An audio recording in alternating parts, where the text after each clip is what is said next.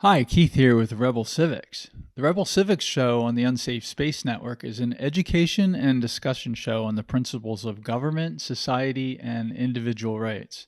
For today, I want to do an episode about the new Juneteenth National Independence Day federal holiday. Now, I found out about this on June 19th of 2022 when I woke up and my computer told me that the day was a holiday.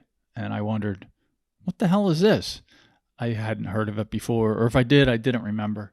So I didn't do the show on June 19th, hence the lateness of this episode. It took me about a month of research to figure out what this thing was and do some history. So I looked into the history, I looked into some fact checks, did some fact checking, and I'm going to talk about what I found in my history search and what my view on this holiday is. I'm recording this on Julyteenth. That's my clever name for today. The date, June 19th, 1865, the new national holiday is named after, is when General Granger of the U.S. Army arrived in Galveston, Texas to take control. It marks the completion of the U.S. invasion, conquer, and military takeover of the Republic of Texas. That's an official date where you could look at that. That's the end of the state government that was established by the people. It was thrown out, and the foreign invader took control. It's 2 months after the official end of the War for Southern Independence, when the CSA, Confederate States of America, when they surrendered to the invading North Country. Juneteenth is a day to recognize and understand that 1865 marks the end of these United States as a voluntary union of sovereign states. Prior to that, it was a voluntary union. After that, it was not a union. It was established by force. Can look at it as the end of the system of federalism in the U.S. It was established by the founders and described in the U.S. Constitution. It was the destruction of the legitimate base of government that was formally in place and described by Thomas Jefferson in the Declaration of Independence. You can say it's an establishment of the empire of the United States. I look at it as creation or the major step towards creation of the all-powerful general government in Washington, D.C. that we have today. Government that determines the extent of its own authority outside the will of the people. So my intro summary, Juneteenth is a day to mourn the loss of self-governance in America. It's a day about destruction of the voluntary union of states from the Constitution, and its creation of the 330 million tax slaves that Washington, D.C. now claims it owns today. So my history research here, I'm going to go through some of the dates behind this. So it started with September 22nd, 1862. Lincoln announced that if the Southern states didn't rejoin the Union, he would make an announcement that all slaves in the CSA would be free as of January 1st of the next year, would have been 1863. They didn't rejoin, as we all know. On January 1st, 1863, Lincoln issued the Emancipation Proclamation as he had threatened. Lincoln declared that all states were free in the CSA. Now, I'll just point out that that's a country he had no authority in, so it's an empty proclamation. Doesn't mean anything legally. Also, it specifically did not apply to all the slave states in the Union, in the United States, which was at the time Delaware, Maryland, West Virginia, Kentucky, Tennessee, and Missouri. West Virginia also had seceded from Virginia and became a slave state in the U.S. Note that I'm not going to get into it here, but that is actually unconstitutional because a part of a state is not allowed to leave the state without agreement of the state legislature, and West Virginia did not have that. Lincoln was totally in favor of secession, and that is actually secession when parts of a state split up. Anyway, the Emancipation Proclamation was entirely a political move by Lincoln, as he said 6 months before. Nothing more. Lincoln, of course, did not care about freeing the slaves. He said repeatedly that if he could keep slavery legal forever, he would keep it. Or if he could remove it in some states and keep it in others, he would do that. or if he could end it in all the states, he would do that. What he wanted was the economic advantages to the North of keeping all the slaves of all the states together in the Union. Lincoln didn't care about ending slavery, and the Emancipation Proclamation was not really about that. But I digress. I'm supposed to be on the history section. After this, or during this time, was the War for Southern Independence. That's a name I used for the war. It wasn't a civil war, because a civil war is one faction of a country trying to take control of the government. None of the states in the South in the CSA ever even talked about going into D.C. and taking control of the government, which is what a civil war would be. So civil war is the wrong name. I don't use it. I use War for Southern Independence. Another name you hear occasionally is the War of Northern Aggression. That's popular in the parts of the South. I use the War for Southern Independence. That's really what it was. It was about independence, about self-governance. All right, the war ended. April 9th, 1865 is when General Lee surrendered to the U.S. June 2nd, 1865 was the surrender of another part of the Army, the Western Confederate Army of the Trans-Mississippi. That was the further south and west areas that were being run basically separately by that army. That was June 2nd, 1865. In June 19th, 1865, the U.S. General Granger arrived in Galveston, Texas. He took charge of the 2,000 U.S. troops that had previously been landed on Galveston Island. Can look at this date as completion of the U.S. government's invasion, capture, and taking control of the Republic of Texas, because Texas as a state was a member of the CSA. The federal government, the U.S. government's purpose on this military takeover was to nullify all laws passed by the Republic of Texas during the war.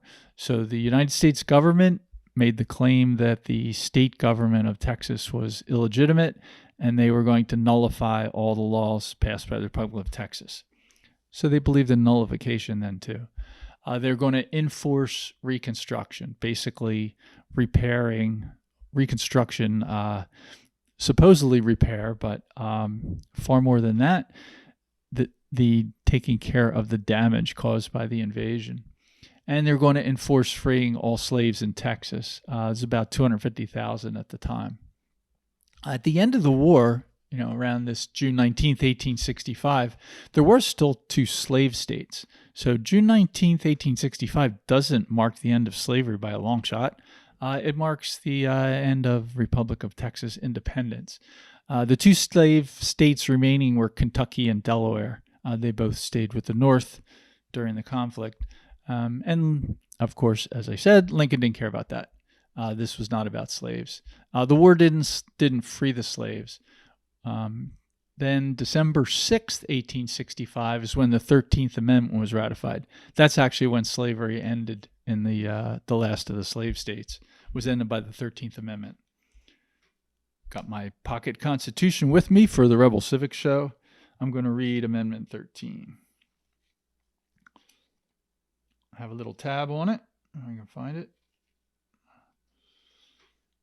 Amendment 13, Section 1, neither slavery nor involuntary servitude, except as punishment of a crime whereof the party shall have been duly convicted, shall exist within the United States or any place subject to their jurisdiction. Section 2, Congress shall have the power to enforce this article by appropriate legislation, blah, blah, blah. A couple things in this I want to point out. I want to reread this phrase, or any place subject to their jurisdiction. That's interesting for a couple reasons. For one, Texas, which is what we're talking about here, was not a state then. Texas was a conquered territory being run by D.C., military force from D.C. It wasn't a state. You can't call it a state then. So this any place subject to their jurisdiction covered all the southern states. Also, they say their jurisdiction. If you read the words of the founders, and this is all the way up to 100 years after, they're still using the plural. They often say these United States. Note in the Declaration of Independence, United is lowercase. There were 13 states. In the 13th Amendment, they say their jurisdiction. when they talk about the jurisdiction of the United States, it's their jurisdiction, not the. It wasn't quite a one federal nation, all powerful then. The next date, we're going to fast forward to 1980 in my history survey here. So between 1865 and 1980, not all that much happened as far as this new holiday goes. Some people were celebrating in Texas as a local holiday, but it really was not a widely celebrated thing. In 1980, Juneteenth became an official state holiday in Texas. So that was a state matter. So it took another 100 years for anything to happen. Between 1980 and 2000, 3 more states added Juneteenth as an official holiday. So by 2000, we now had 4. 1996 was the first proposal in Congress to make a national holiday about June 19th. It didn't pass. There were several more proposals before it got through, but the first one was 1996. In 2000, 9 more states added official state holiday. This was in the wake of George Floyd's death. So from 1865 until 2020, we had 4 states make it a state holiday. We had over twice that many in 2020. So it increased by a factor of 3 in 2020 because of George Floyd. So I'll pose a question to you. Is Juneteenth holiday about George Floyd and Black Lives Matter, or is it about freeing slavery? If it was about freeing slavery, this history line, the timeline makes no sense. Then the next year, 2021, the national holiday starts. That happened on June 17th, 2021. President Biden signed the Juneteenth National Independence Day Act. Notice how they have the word national in there because the holiday is about the end of states. So it's a nation as if we're all one nation. It added an 11th paid holiday for federal employees. So tax slaves, you get to pay the federal employees another day off. Before that, there was only 10. The previous national holiday was added in 1963 for Martin Luther King. That's when they got up to 10. And then one more year, 2022, we now have 24 states officially celebrating Juneteenth this year. So about half the states are celebrating it, and it's a national holiday. It's not Florida. So I live in Florida. I'm glad to see Florida doesn't celebrate it since Florida is not a voluntary member of the Union. Florida was conquered and pulled into the Union in about 1865. Okay, enough history. Part 2 of this, I'm going to talk about what this new holiday really means and what bothers me about it.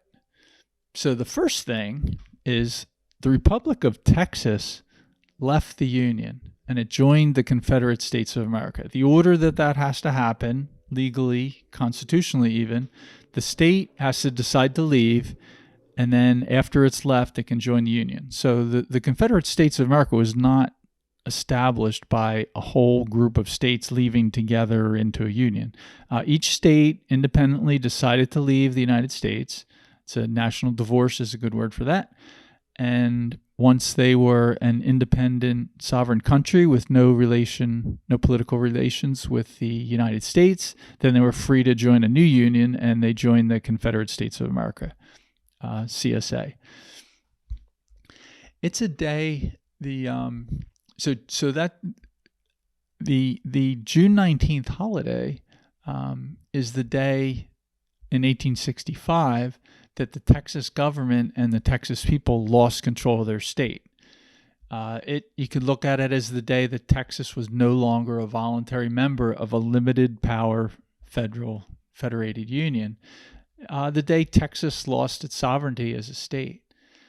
A second thing that bothers me about this whole holiday is that it's based on the argument that force settles ethical questions. So Juneteenth is entirely about the use of force. Might makes right doesn't prove anything morally. Anyone making the claiming that the leaving the Union was settled by the war, you're arguing that overwhelming force answers a moral question. It's it's arguing that force overruled the Declaration of Independence and that force overrules both the U.S. and Texas Constitution. So I disagree with the holiday for that reason, because I don't believe that force settles an ethical question. My third reason I'm bothered by this is that it was made a national holiday after St. George Floyd's death and the racist BLM aftermath of that. The holiday is not about liberty, not about independence, not about freedom. It's not really about slavery ending. It's about the whole George Floyd Black Lives Matter. That's really what kicked this off. Looking at the timeline, that looks clear to me. Even though I know people celebrate it as the end of slavery, and ending slavery is great. I'm not objecting to that. Just want to make it clear that that's not what June 19th was about. That's not what the war was about. And it's really not what caused the holiday. We could call this St. George Floyd Day. That would be a better, from looking at the timeline, I think that would be a better name. Number 4, the holiday is celebrated by many people as quote unquote Black Independence Day. That's racist by its own definition. Like, black people don't need a separate Independence Day. There's no such thing. They're making a racist claim by even naming it that. So inherently, it's a racist holiday. It's as if there was no free black people in 1865 in the North and South. It's as if there was no slaves left in the U.S. in the northern states after the CSA surrendered in defeat. Of course, there were slaves. There was lots of them. There were slave states left. There were slaves in Washington, D.C. It's as if there was no black slave owners. It's as if there was no white slaves. It's as if black people need a separate Independence Day. I want to talk about Crispus Attucks. It's as if Crispus Attucks didn't exist. He's the first person killed in the American War for Independence. Boston Massacre, 1770. That's considered the first shots fired in the War for American Independence. And again, I'm using a different name for that war rather than the Revolutionary War, because it wasn't really a revolution, nor was it a civil war. The colonists didn't go to England and try to take over the government from the king.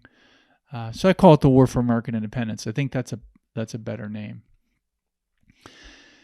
The date is racist by implicitly assuming that there were no blacks fighting in the American War for Independence or in the War for Southern Independence on the side of the CSA. There were lots of blacks fought in that. A lot of people at the time believed that at the time of the War for Independence that seceding from England was necessary to end slavery. So this is a racist holiday. My conclusion, all my humble opinion, of course, it's a racist holiday. The intent is to divide groups. Again, not to say that some people don't celebrate this to celebrate slavery ending, but that isn't really what caused this. It's not what Juneteenth recognizes, because Juneteenth is based on a different thing. It's almost as if it's a claim that Independence Day holiday is only for white people. So we celebrate Independence Day on July 4th. That's about the Declaration of Independence and the principles that established America. That is not a white Independence Day holiday. That's Independence Day. Number 5 reasons why this bothers me. It's destruction of the federalism arrangement of these United States. Plural. These United States. Sovereign states. It's destruction of the U.S. Constitution. Many parts of it. Lincoln violated either almost all or all of the Bill of Rights during his presidency. I'll save that for another episode. That would be a fun one. Just go through all 10 amendments in the Bill of Rights and show how Lincoln violated them. Off the top of my head, I could probably do 7 or 8. There's a couple I have to think about. I'm going to read the most important amendment that Lincoln violated. It's Amendment 10. Many of the founders considered Amendment 10 the most important one. Again, out of my pocket constitution, the powers not delegated to the United States by the Constitution, nor prohibited by it to the states, are reserved to the states respectively or to the people. There's nothing in the Constitution that says a state cannot leave the Union, therefore a state can legally. That's how the Constitution works. The U.S. Constitution is a short list of specific powers that are delegated to the general government in Washington, D.C., and a very short list of powers that states are not allowed to have as members of the Union. There's no prohibition for a state leaving the Union, and there's nothing in the Constitution that gives the United States general government a power to prevent a state from leaving. Therefore, it's legal for a state to leave the Union. All the states that left the Union were operating legally, and the 10th Amendment is a reminder of why that's true. I'll read it again because it's can be considered one of the most important amendments, maybe the most important in the Bill of Rights. The powers not delegated to the United States by the Constitution, nor prohibited by it to the states, are reserved to the states respectively or to the people. That's a very important amendment, and a lot of people have this one upside down now. They think that the United States is one nation and that the general government controls the states. So always keep in mind that the general government in Washington, D.C. was created by the states. Certain limited powers were delegated to the United States general government by the states. Delegation is a temporary assignment of power from a higher authority to a lower authority. In a Burger King, the manager delegates the hamburger flipping job to an employee. That employee does not get to decide what his job is, and that delegation can be removed at any time. It works the same for federalism in the United States. That's why the 10th Amendment is so important. Second part of this, my number 5 pet peeve on this holiday, is that Juneteenth represents the destruction of the principles of the Declaration of Independence. So I want to close my reading from this with some of the Declaration. The parts that apply to this.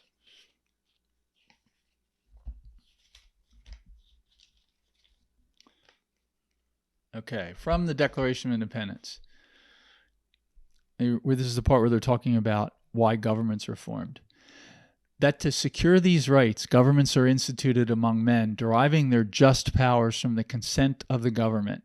That whenever any form of government becomes destructive of these ends, it is the right of the people to alter or to abolish it, and to institute new government, laying its foundation on such principles and organizing its powers in such form as to them shall seem most likely to affect their safety and happiness. Again, whenever any form of government becomes destructive, it is the right of the people to alter or to abolish it. That's what the southern states did. Continuing, but when a long train of abuses and usurpations, pursuing invariably the same object, evinces a design to reduce them under absolute despotism, it is their right, it is their duty to throw off such government and to provide new guards for their future security. Repeating this, it is their right, it is their duty to throw off such government. That's what the southern states did. They threw off such government. Lincoln was adamantly opposed to the Declaration of Independence and everything that Thomas Jefferson wrote in here. This is the whole point of the war, was to say that this principle does not exist. The people do not have the right to determine their own form of government. I'm going to read one more section from the Declaration of Independence and then close this out. We, therefore, the representatives of the United States of America, I don't know if you can see that, but United is lowercase in here, because this was 13 separate sovereign states simultaneously declaring their independence from England. We, therefore, the representatives of the United States of America in General Congress assembled, appealing to the Supreme Judge of the world for the rectitude of our intentions, do, in the name and by the authority of the good people of these colonies, solemnly publish and declare that these united colonies are, and of right ought to be, free and independent states, and that they are absolved from all allegiance to the British Crown, and that all political connection between them and the state of Great Britain is and ought to be totally dissolved, and that as free and independent states, they have full power to levy war, conclude peace, contract alliances, establish commerce, and to do all other acts and things which independent states may have right to do. I'm going to point out one thing again. It says all political connection between them, right? The 13 states, that's plural because there's 13 of them doing this. All political connection between them and the state of Great Britain. See, at the time, Virginia was a state, Massachusetts was a state, Great Britain was a state. That's what the word state means. There are 13 independent states. The Treaty of Paris that ended the War for American Revolution is 13 separate treaties. England has a treaty with each of the 13 states because they're 13 independent sovereign states. That's what the treaty was about. So Juneteenth makes me want to say, okay, that's gone. That's what the war was about. So I'm not celebrating Juneteenth for several reasons. Number one, I'm not a racist. I don't want to celebrate a divisive holiday created to divide people in groups by their skin color. The war for Southern independence was not about slavery. It was an economics war. And again, I've harped on it too much, but the Emancipation Proclamation didn't end slavery. It did nothing to end slavery. June 19th is the day Texas lost its sovereignty to an invading foreign country. I'm not celebrating that. It's the day Texas was captured and annexed and military control taken over the state. It's the day the Texas elective representative government was overthrown by the invaders and tossed out of office. It's the day Texas became an occupied territory run by a foreign military, no longer a state. So in 1865, Texas was not a voluntary member of a limited union of states, as described in the Constitution. Texas was an area that was annexed by force. On June 19th in future years, now that I know what this thing is about, I plan to remember what actually happened in 1865. I'm going to mourn the trashing of the Constitution that happened on June 19th, 1865. I'm going to mourn the destruction of the voluntary union of sovereign states the founders had created and left to us. I'm going to fondly recall what the United States was created by and what it was once about. The right of the people to throw off a bad government and the right of the people to determine and create their own form of government. So on this Julyteenth, I bid you adieu, and next Juneteenth, I'll probably do another episode and go through this again. So, farewell. Long live the Republic of Texas.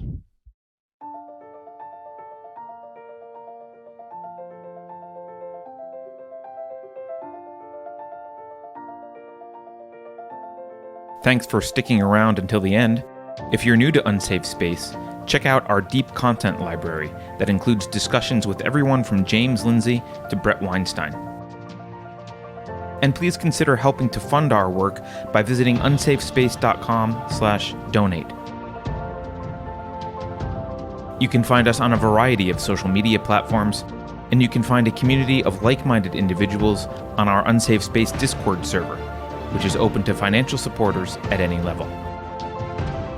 We hope to see you there. Warning. This is an unsafe space. Dangerous ideas have been detected. The content of this production is known by the state of California to cause unregulated ideation that may be harmful to bureaucrats. Association with the following individuals or tacos is strictly prohibited. Apropos of nothing, I was just wondering how would you feel about another pandemic? Your president is in full control of his mental faculties. If you think about it, no one should be allowed to express opinions. But don't. Think about it, I mean. That's not your job. Thinking has been scientifically proven to be less efficient than compliance. Science, scientific, and scientifically are registered trademarks of the World Economic Forum. Unauthorized use is prohibited. Computer voice courtesy. Never mind, that last line is fake news. Please disregard it and return to your safe space immediately. There will be cake.